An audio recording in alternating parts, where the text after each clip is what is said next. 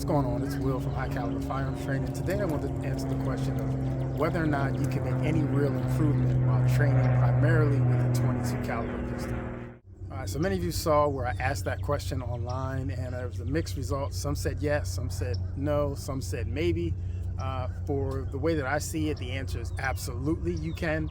You just have to know what you're doing versus what you're not doing. So for me, I am a Glock shooter. I'm not saying Glock's the best pistol, that's just what I shoot. And because of that, I chose the Glock 44. Reason being is that the 44 is the exact size of the 19, including the magazines. So the magazines will fit all of my pouches, whether it's competition, EDC, or my shit hit the fan battle belt. Same thing for the gun in the holster. It fits all my competition, my EDC, the holster I run with. It fits my level 3 retention holster. It fits all of it. So none of that changes. So that's a key advantage with keeping all of your platforms similar so that your practice reps will translate to your actual carry firearm, which in my case is the Glock 45, which is 9mm. What translates directly? When you go to the range, your transitions, which is your ability to place rounds on one target, immediately snap to another and place rounds on that one, and then so on. That is going to be exactly the same with the 22 or versus the 9. And now you might have a little more recoil, yes, but with the transition, as soon as you're done, you made a conscious decision that you're no longer going to fire rounds at a particular target. You need to leave immediately as you see that gun start to recoil and get your eyes to the next target followed by the gun. That process is exactly the same whether you're shooting 22 or 308. Doesn't make a difference. Also, what is the same is your ability to draw your gun and put rounds on target. Your ability to reload your gun. If you're a competition person, coming into position, doing your exits and your entries is going to be the same. Malfunction clearing is going to be the same. Now, the big one that people are going to say is, but there's no recoil. Well, there is recoil, just not as much as what a 9. But when you're shooting your 9mm pistol, if you're a 40 or 45 guy, if your grip is one of the acceptable methods and it's consistent, your sights, whether it's your front sight or your dot, is going to track in a predictable pattern. It's going to do it the same way each time as long as you're applying your fundamentals. The same thing is true with the 22. The little bit of recoil that it does have is going to happen the same way each time if you're applying your fundamentals the way you would if you were shooting your regular 9, 40, 45, whatever else it is that you shoot. So when you're shooting the 22, you're not looking for the same amount of recoil. What you're looking for is that predictable pattern of your dot or of your front sight. If I'm applying my fundamentals, then I know that dot is going to react a certain way.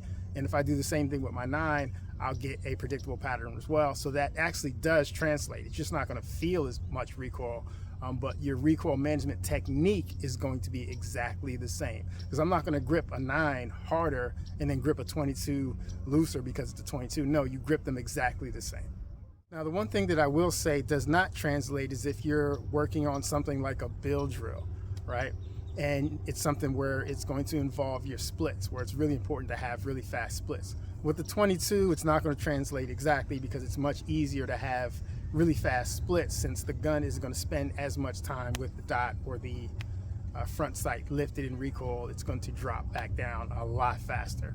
So anything that you're doing or type of drill that you're doing that's going to involve splits, it's not going to be a direct correlation, but you still can compare your build drill times with the 22 with your build drill times with the 22. You just don't compare them with the 9.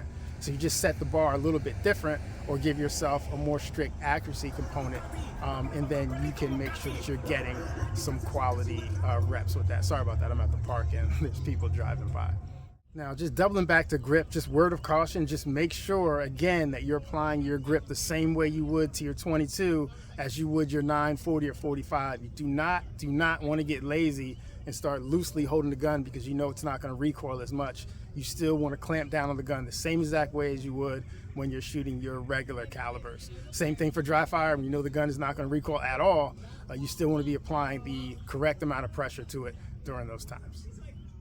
So in the end, it absolutely does translate. It definitely helps. Of course, there's the cost-saving component. I stocked up on a bunch of 22 pre-pandemic, or at least before shit went really crazy. So I have a bunch of rounds that I got for 3 and 4 cents a round. So like today, I shot 1,000 rounds and didn't hurt my pockets at all. One, I paid for it a couple years ago. And 2, even if I bought it just now, it's not going to be nearly as cost prohibitive as it was or would be if I was shooting 9mm. So either way, if you have any questions or any other points that I may have missed, whether pro or con, let me know, put them down in the comments. Y'all be safe.